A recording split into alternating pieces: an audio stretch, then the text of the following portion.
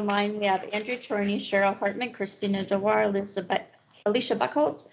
MCAT in 206, we have Commissioner Strohmeyer and Vero.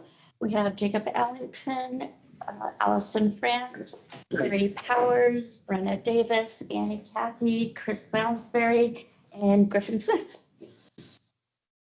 Okay, is there any public comment on items not on the agenda? Oops. Yeah. Oh, it does this periodically. The TV is still really there. It just changes the input for some reason. Oh, okay. So folks are really there. It's just we can't see them for a moment. There we go. Okay, any public comment on items not on the agenda? Hearing or seeing any consent agenda? I move that we approve the consent agenda. Okay, nothing needs to be pulled out, discussed separately. Okay, second, any further comments? Okay, all in favor? Aye. One action item. Good morning, commissioners. So every year, you might recall that you are required to appoint a compensation board for the upcoming fiscal year to set these salaries for elected officials. And so this year, the compensation board by statute every year must include the 3 county commissioners, the county attorney, and up to 4 citizen representatives, as well as 3 other elected officials that are listed in the group of elected officials for the elected form of government that we have. So this year will be comprised of the county commissioners, the county attorney, the sheriff, one of the justices of the peace, Judge Holloway, and the clerk of district court, Amy McGee, as well as our 2 standing citizen members. And your meeting is scheduled for June 2nd for that board, which will run in the Missoulian for 2 weeks prior to that board meeting. That notice has already been sent to the Missoulian and is on the public calendar. Okay, I'm sorry, who are our 2 citizens? Steve Johnson, who for a number of Oh, years yeah. was the HR director for Missoula County and has experience in that, as well as Karen Harrison, who's Great. also an HR director. Yep, Yep. thank you. I move that we approve the resolution. Second, any further discussion or public comment? And this is something that I actually recall. Yep. So we do it every, it's one of those every year things. Okay, all in favor? Aye. Aye, thank you. A letter opposing House Bill 658. It's already been sent, but this is notification for this letter. Yeah. So this is the letter that you all saw yesterday that we Yesterday. sent. Yeah. And we'll talk about House Bill. Nothing changed, right? No, and we'll talk a little bit about House Bill 658 when we get to the legislative update too, so that folks can know Okay. what that is if they have questions. Well, let's do, I mean, okay, we have a notice of a lawsuit, but do you want to do that now? Up to Jacob. Are you okay if we just do legislative and then jump back to yours? That's fine. Okay. Okay. So commissioners, let's go ahead and start with House Bill 658. So House Bill 658 is a bill that would basically change it so that local health departments could not have standards that were different than those adopted by the Department of Environmental Quality, DEQ, at the state related to septic systems. And what that does for Missoula County is create real challenges in the Sealy Lake area, which is in a special management area. Currently, our health department is able to work with existing homeowners who are up there who might have a system that's failing and be able to work with them to figure out ways to approve septic systems that will deal with the nitrate problem that's occurring there. The reason they can do that is because we are allowed to have different rules than the Department of Environmental Quality for septic systems at the local level. So if that authority goes away, what it will actually do is create a situation where the health department will no longer be able to work with folks in Sealy Lake who have a failed septic system and be able to figure out those ways for them to be able to change out their system and bring it back into compliance with the standards that would be necessary to meet for today, which would involve a system that involves taking out the nitrates as they enter the system. So what that really means is it's more likely for the health department not to be able to issue replacement system permits in the Sealy area. And that's our main kind of point of opposition related to that. So that letter, as well as the health department's testimony yesterday, kind of focused on that particular challenge around that bill.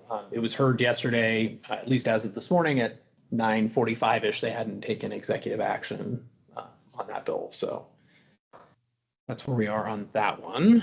Then the next bill, unless you guys have questions, the next bill, House Bill 369. You might remember we talked about this quite a while ago. This bill is coming out of Granite County, or out of a dispute that's occurring in Granite County over road maintenance.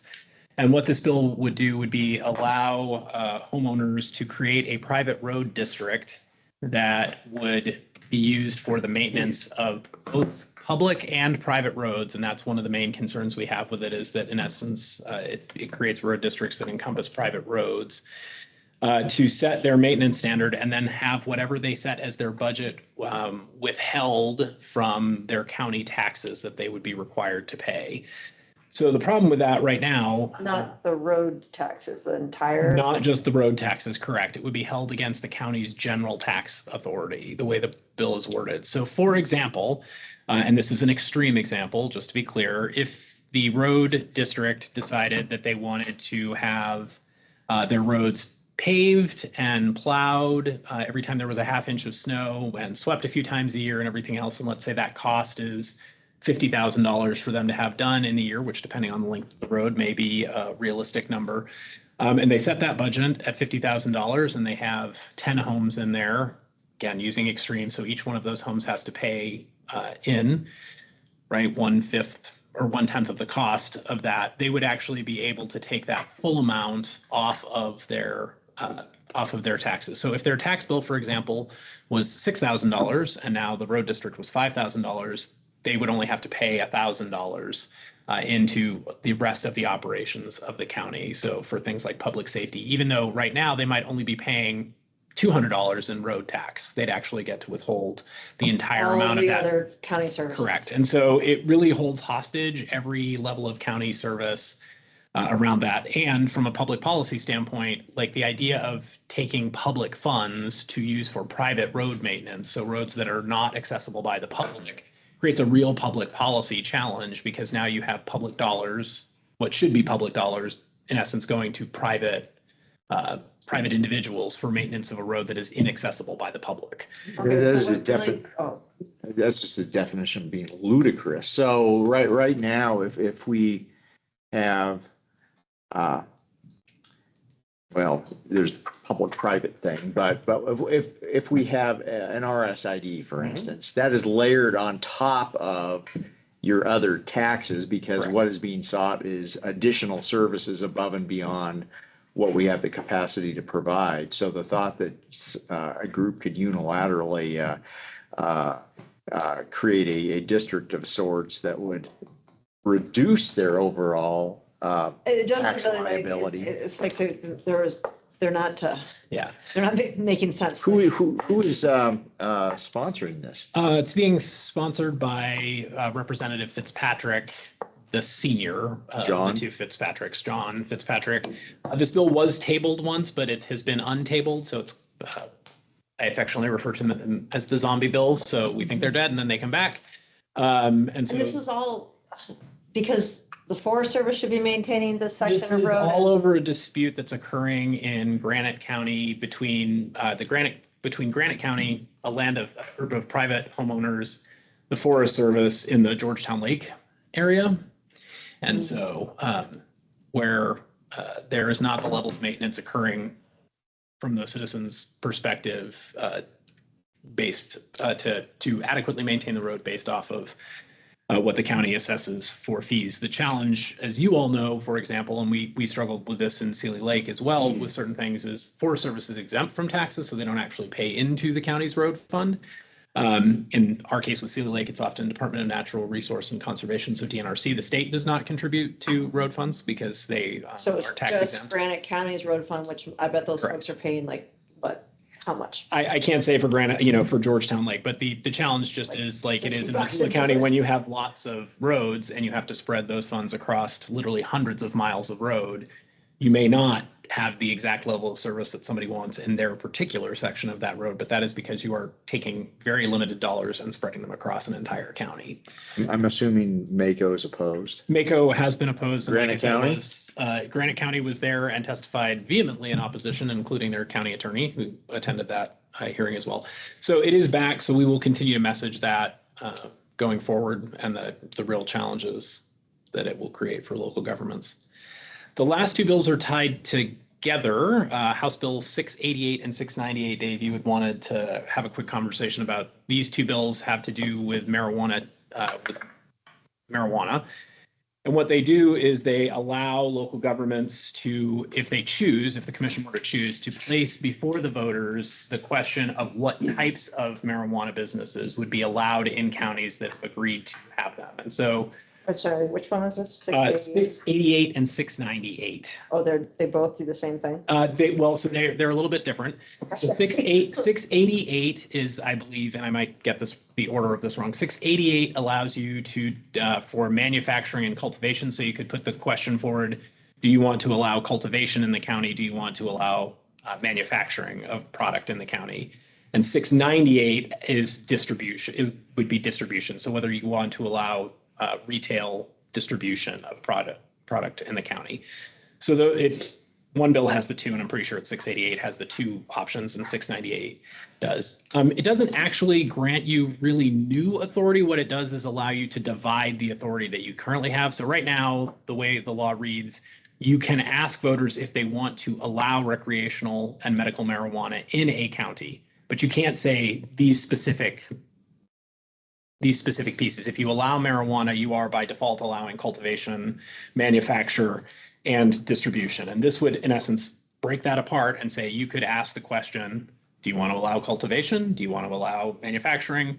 Do you want to allow distribution? It has very specific language that you have to use if you're going to ask those questions. That's not different than the existing language that asks, when we put it out to voters, if they want to allow recreational marijuana in the county. That is specific language that we have to word. It is literally taken from the text of the bill and put onto the ballot. The same is true about the tax that we want to levy, or in Missoula County's case, the voters approve to levy. If you want to place that tax in front of voters, again, there is very specific language. It has to be formatted in exactly a specific way, and that is the language that goes on a ballot. We don't write the language locally like we might for other issues that you want to put on the ballot. So I don't know that the county really necessarily wants to take a position on those two bills. We certainly could take a position. We have not so far, because we're looking at it as it's not different authority it's not really different than the authority you have. It only allows you to kind of parse out that authority and then go to the voters and say, well, okay, when you said in Missoula County's case, because recreational marijuana has already been approved, you would be able to put onto the ballot a new question that said, for example, do you want to continue to allow cultivating marijuana?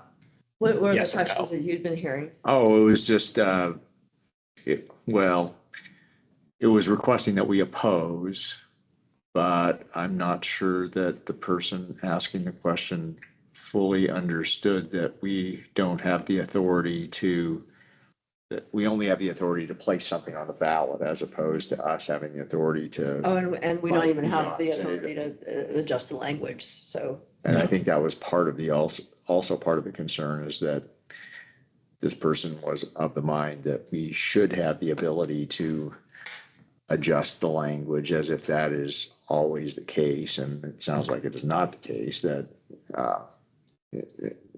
we were basically handed the language to. We were. I mean, the law as it was written, and as it exists in the Montana Code now that it's been passed and actually codified, right, actually specifies the ballot language in both those cases already. And so this adds more options under that, again, with very specific ballot language, but it's not terribly So different. we're going to remain watching, right? So- I mean, I think that would be my recommendation, but I Yes, certainly yes, think, but- yeah, as I say, I certainly think if you all want to oppose it, we certainly could, but it's one we necessarily need to Got it. Agreed. feel that way. Okay, and then the last bill I think that I gave to Annie was 924. So House Bill 924 has the name the GO Trust, GOTRUST. This is a bill coming from Representative Lou Jones that basically would create, similar to the Coal Endowment Trust in some ways, the idea of the state and local governments putting in money that would then fund in the future a variety of services through a trust where the interest earned on that could be used.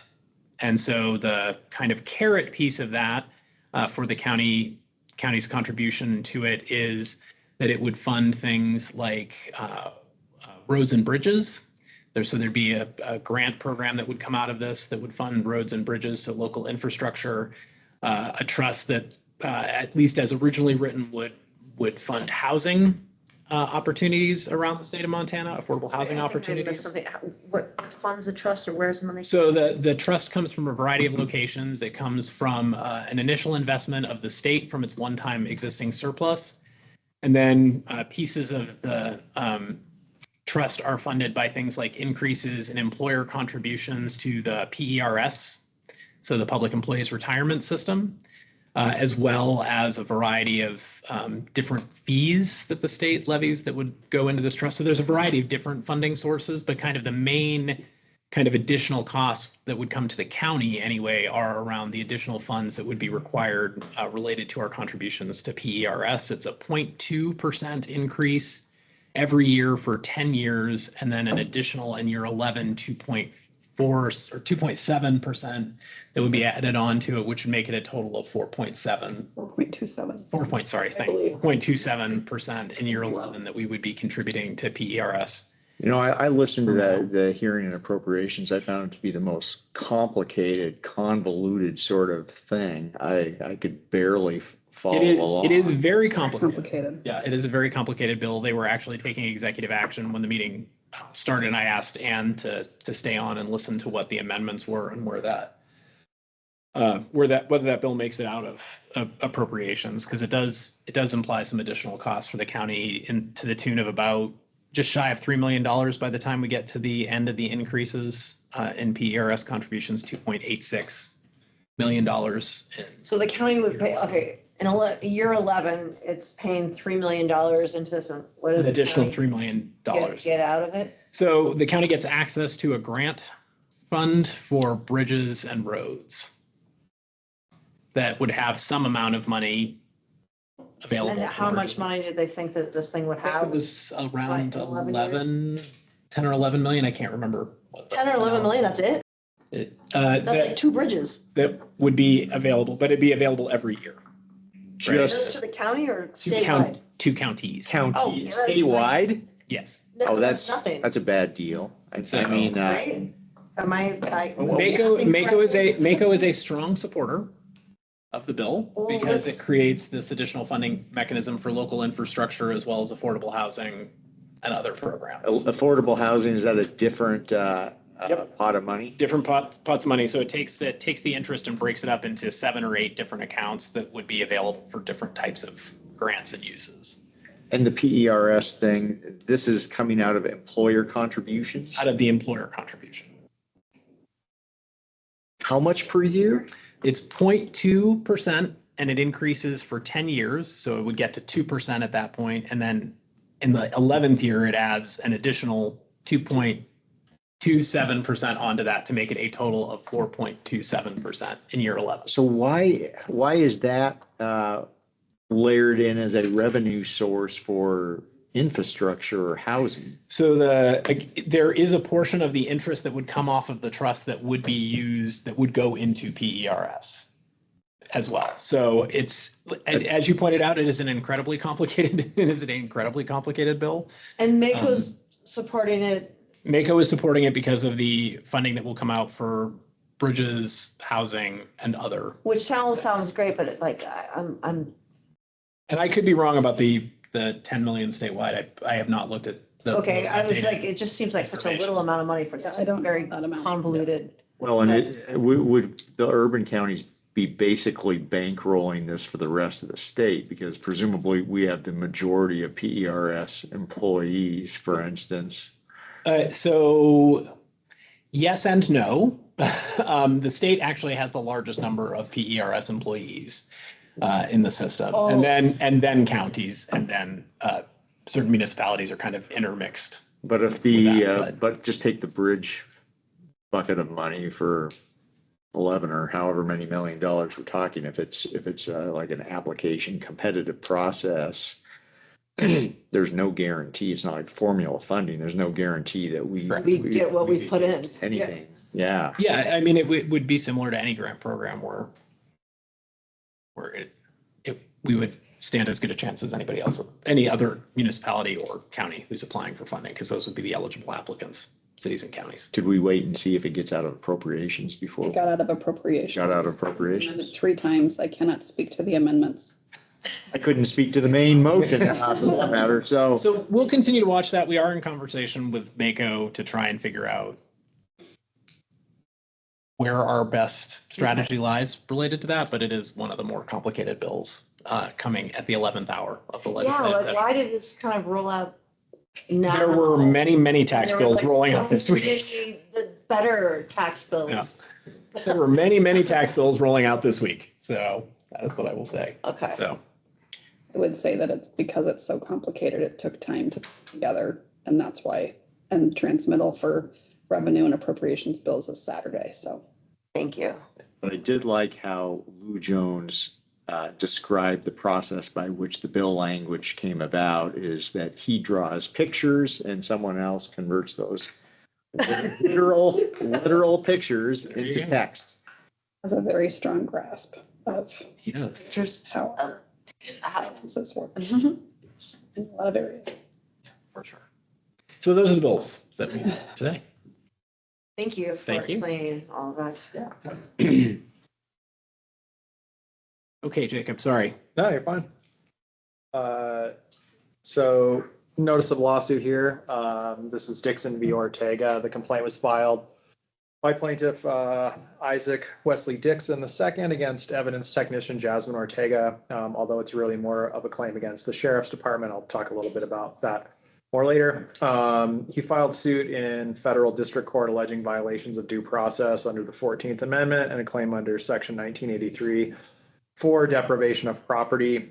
His claim did make it through pre-vetting with the court, so we've been ordered to respond. We need to acknowledge service of that lawsuit by April 25th. We do have the capacity to defend this. Brian West would be the lead and I would be second chair on this case. As far as the factual background, preliminarily, we are very much new to the situation, so we're still in the fact-finding parts of it, but what's essentially underlying the case is Ortega apparently signed an evidence release form when transferring Mr. Dixon's truck to Red's Towing following his arrest. As you may recall, Mr. Dixon, has been in MCDF waiting trial on allegations that he fired guns at utility crews restoring power after last summer storm. Yeah, so that's what this arises from. He's essentially what he's claiming is that transfer occurred his vehicle without notice in violation of his constitutional rights. He's seeking $10,000 in compensatory damages for the truck and $2 million in punitive damages. He initially filed pro se, but now he has defense counsel representing him. That's Miva Van Engen. If we don't get the case dismissed outright for failure to state a claim, we would be seeking to change the defendant from Ortega to the sheriff's department, since she really was just the person signing off on chain of custody for the vehicle as the evidence tech. But as I said earlier, we're still in the fact-finding aspect here. I know Brian has had some communications. It's very unlikely that there's any actual legitimate legal claim here. So we're happy to take this one on. Okay, Yes. thank you. Yeah. Thanks, Jacob. Sure. Thank you. This happened at McClay Bridge. I thought it was in the sea. I thought It was the Clay area. Blue Mountain Road. Big Flat Road. Oh, or something. yes, thanks. Okay. Anything else? Have a great day, everyone. Thank you.